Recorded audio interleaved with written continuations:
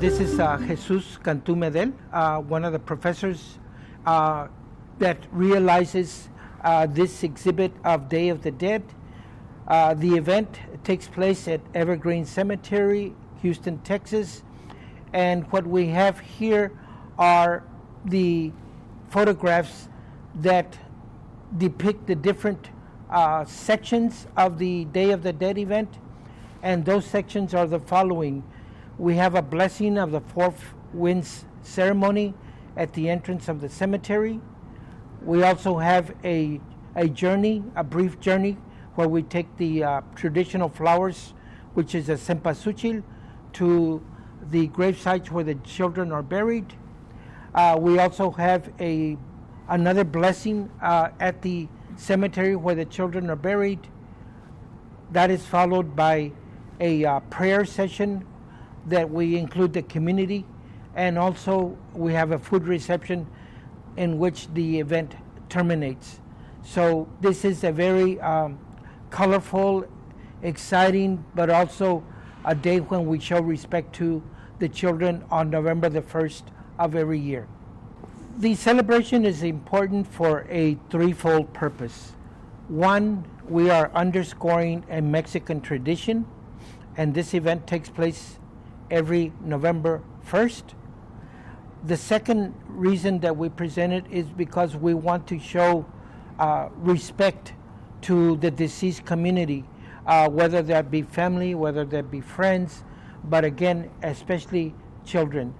The other reason that we present this event is because we want to invite artists to come and demonstrate their talents, the talents in regards to photography, in regards to folk art. So those are the threefold reasons that I feel that this event is important. In regards to the importance to, let's say, the academic community, there are many aspects of this tradition that have a connection to anthropology, that have a connection to sociology, that have a connection to art and culture. So when we see a Day of the Dead event presented, we're looking at the multi-dimensional aspect of the event. And again, one aspect is the academic part. Also, we see the vibrancy of the community being demonstrated during this event. The food vendors, the flower vendors, the folk artists that are part of the community. So that's another reason why this event is important, because it brings out the community, the best of the community. Finally, it's important because we are demonstrating to the children that they have an importance in society, that they bring in grace, that they bring in humor, that they bring in all of the things that are part of being a child. So this is another important reason that this event is very eventful. There's some similarities and there's some contrasting differences between the way it's celebrated here in Houston and that in Mexico City, for example.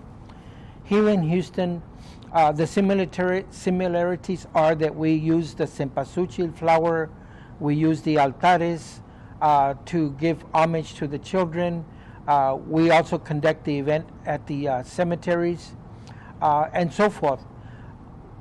The contrast in regards to how it's celebrated in Mexico, for example, is that in Mexico, the people spend all night at the cemeteries. Sometimes they sleep there. The famous poet Octavio Paz said once that in Mexico, during Day of the Dead, people eat, sleep, and dance with death. They dance with death because during the festivities, people are dressed like calacas and they dance with each other. We eat death because the sugar skulls that are made for this event, the children eat them, the adults eat them, and then we also celebrate death in that we honor all people, whether they're adults and their children. So that is the contrasting event with regards to how it's celebrated in Mexico. But of course, in Mexico, we see the pure forms of the celebration of Dia de los Muertos and how it is celebrated regionally in different states in Mexico. As I've mentioned before, the part of Dia de los Muertos that I focus more on is that of the children who have deceased on November the 1st.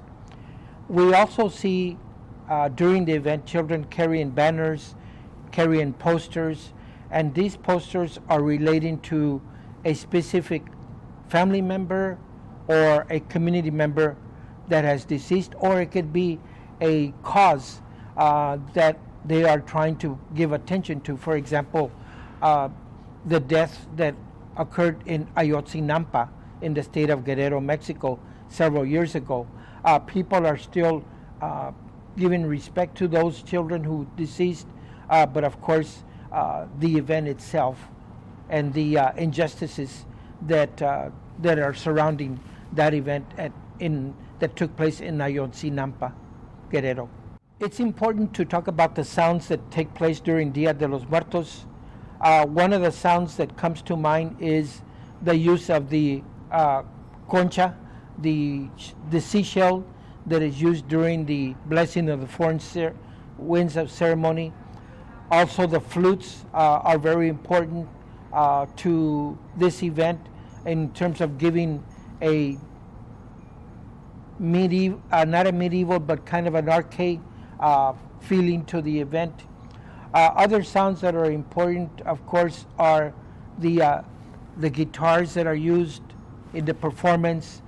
One can also think about the mariachi music that is played during this event.